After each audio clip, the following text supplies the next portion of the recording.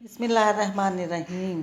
سن سکو تو سنو میں خوش آمدید ناول لے کر آئے ہیں بیلی راجپوتا کی ملکہ، قسط نمبر 24 کے ساتھ آپ کی خدمت میں حاضر ہیں۔ امید ہے ناول آپ کو پسند آ رہا ہوگا۔ ناول پسند آ رہا ہے تو ہمیں کومنٹ باکس میں ضرور بتائیے گا تاکہ ہماری حوصلہ افزائی ہوتی رہے۔ شکریہ۔ آہنی سلاخوں کے اس پاس زرد دیواروں والا کمرہ تھا اور وہ اسی دیوار کے ساتھ پشت ٹکائے سر جھکائے زمین پہ بیٹھا تھا۔ دھیرے سے چلتی ہوئی سلاخوں کے قریب آئی۔ بدر، اس نے سر اٹھایا۔ مایا، اس کے رت جگہ سے سرخ آنکھوں میں زندگی کی ایک رمق دوڑ گئی۔ وہ اٹھ کر اس کے قریب آیا، اتنا قریب کہ دونوں کے درمیان بس سیاہ سلاخیں حائل تھیں۔ مایا نے دیکھا، اس کے دائیں رخسار پہ زخم تھا، بائیں آنکھ تلے نیل پڑا تھا، گردن پر ایک زخم سے خون ابھی تک ہلکا ہلکا رس رہا تھا۔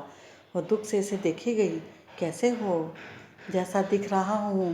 وہ زخمی سا مسکرایا۔ چند لمحے کو اس تنگ و تاریک کوٹری میں خاموشی چھا گئی۔ اسے مایا کی آنکھوں میں کرب سا دکھ رہا تھا۔ وہ اسے ویسی ہی لگی تھی جیسے پچھلی شام بیلی کے جنگل میں اس کٹے تنے پر بیٹھی لگی تھی، روتی بلکتی، سادہ سی لڑکی، پہلے والی مغرور، پر اعتماد مہارانی سے چندہ مختلف۔ اب وہ رو نہیں رہی تھی، مگر آنکھیں ویران ویران سی تھیں، چہرے پر زردی کھنڈی تھی اور ڈھیلے جوڑے سے بال نکل کر چہرے کے گرد بکھرے تھے۔ بدر، اس نے خاموشی کو توڑا۔ یہ سب اچھا نہیں ہوا۔ وہ خاموش رہا۔ میں بھلے گوپال کو ناپسند کرتی تھی، وہ کتنا ہی برا کیوں نہ ہو، لیکن اسے قتل کرنا کہاں کا انصاف تھا۔ مایا، اس کے دل کو دھچکا لگا۔ تم بھی سمجھتی ہو کہ میں نے گوپال کو قتل کیا ہے؟ کیا مطلب؟ مایا پل بھر کو ٹھٹکی۔ تم نے گوپال کو قتل نہیں کیا۔ وہ شکوہ کناں نگاہوں سے اسے دیکھے گئی۔ بدر، مجھے بتاؤ، تم نے گوپال کو قتل نہیں کیا؟ اگر ایسا ہے تو تم یہاں کیوں ہو؟ وہ خاموش تھا، سلاخیں خاموش تھیں، دیواریں خاموش تھیں۔ خدارا، مجھے بتاؤ یہ سب کیا ہو رہا ہے؟ وہ سلاخیں پکڑ کے التجا کرنے لگی۔ وہ تب بھی چپ رہا۔ بدر، بولو، کس نے مارا ہے گوپال کو؟ نادر شاہ نے۔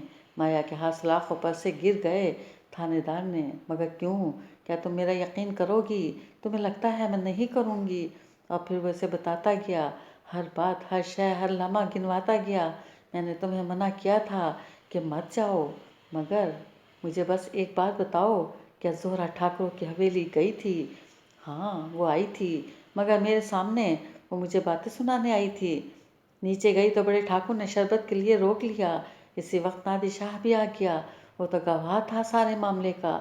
اس کے سامنے تو زہرہ واپس گئی تھی، اور گوپال تو نادر شاہ کے بھی جانے کے بعد آیا تھا۔ اس نے تم سے جھوٹ بولا ہے۔ وہ تو سارے معاملے کا خود گواہ تھا، اور تم نے بھی مجھے نہیں بتایا۔ میں کیوں بتاتی تاکہ تم اس پر گرجو برسو؟ وہ پہلے ہی مجھے قصوروار سمجھتی ہے۔ میں کتنی بری بنوں اس کی نظروں میں؟ نادر نے ایسا کیوں کیا؟ وہ تھک سا گیا۔ کیا تم ابھی تک نہیں سمجھے؟ کیا؟ وہ چونکا۔ اس کی نظر زہرہ پر ہے۔ اس نے اس عورت کو تمہارے گھر بھیجا ہوگا۔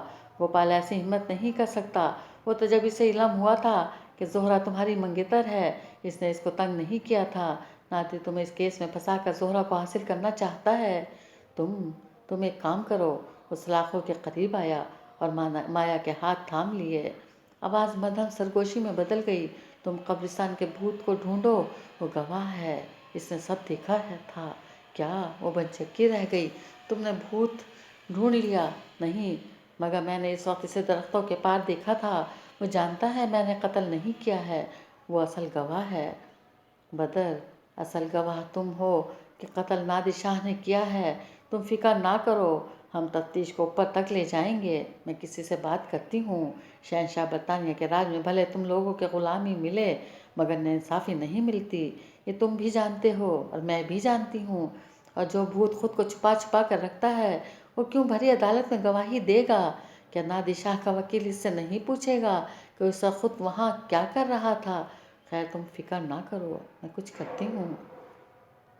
شکریہ، وہ تشکر سے کہہ اٹھا تو پھیکا سا مسکرائی۔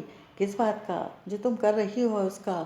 تمہارے لیے تو نہیں کر رہی، اس محبت کے لیے کر رہی ہوں جو مجھے تم سے ہے اور تمہیں مجھ سے ہے نا بدر؟ اس نے اس بات میں سر ہلا دیا۔ ملاقات کا وقت ختم ہونے والا ہے، میں چلتی ہوں، پھر آؤں گی، تم پریشان نہ ہونا۔ وہ چلی گئی اور وہ دور تک نگاہوں سے اس کا تعاقب کرتا رہا۔